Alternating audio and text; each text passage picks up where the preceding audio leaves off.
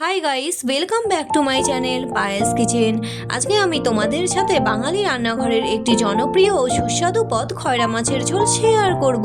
তাহলে চলো শুরু করি। প্রথমে আলু ও বেগুন লম্বালম্বি করে কেটে নিয়েছি, আর ফুলকপি ও টমেটো কেটে নিয়েছি। এবারে কড়াইয়ে তেল গরম করে নুন ও হলুদ দিয়ে ম্যারিনেট করা মাছগুলি ভেজে নিচ্ছি। মাছ দিয়েই কিন্তু মাছ নাড়াচাড়া করা যাবে না, তাহলে কিন্তু মাছ ভেঙে যাবে। আর এই মাছগুলি এমনিতেই একটু নরম প্রকৃতির হয়। মাছের একদিক হয়ে গেলে মাছগুলিকে উল্টে পাল্টে ভেজে নিয়ে তুলে নিচ্ছি। এবারে ওই কড়াইয়ে কিছুটা তেল দিয়ে ফোড়নে দিলাম তেজপাতা, কালো জিরা আর একটি কাঁচা লঙ্কা। এবারে কেটে রাখা বেগুনগুলি আমি ভেজে তুলে নিচ্ছি।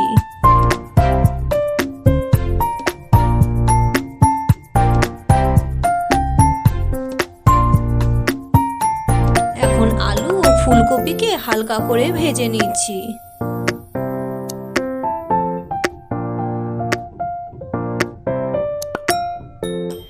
কিছুটা জল দিয়ে দিচ্ছি মশলা কষানোর জন্য। হাফ চামচ জিরে গুঁড়ো, স্লাইস করে কেটে রাখা টমেটো, হাফ চামচ ধনে গুঁড়ো, স্বাদ মতো নুন ও কালারের জন্য হলুদ দিয়ে দিচ্ছি। আর কিছুটা কড়াইশুঁটি দিয়ে দিলাম। এবারে সব কিছুকে নেড়ে চেড়ে মশলাটিকে ভালো করে কষিয়ে নিচ্ছি।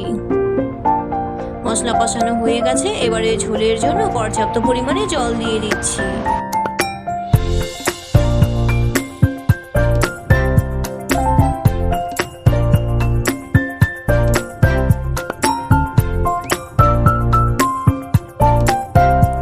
ঝোল ফুটে এসেছে, এবারে ভেজে রাখা মাছ আর বেগুন দিয়ে দিলাম।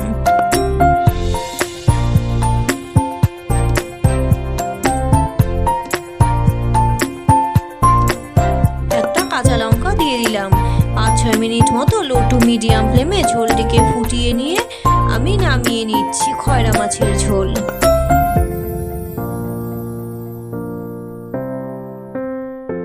আশা করছি আমার আজকের এই রেসিপি তোমাদের ভালো লাগবে।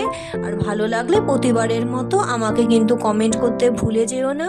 আর আমার এই ভিডিও যদি তোমাদের ভালো লাগে তাহলে লাইক করো, আর রিলেটিভদের সাথে বেশি করে শেয়ার করো। আজকের মতো এই পর্যন্তই। আবারও আসছি নতুন কোনো রেসিপি নিয়ে। ততক্ষণ পর্যন্ত সবাই সুস্থ থেকো ও ভালো থেকো। টাটা।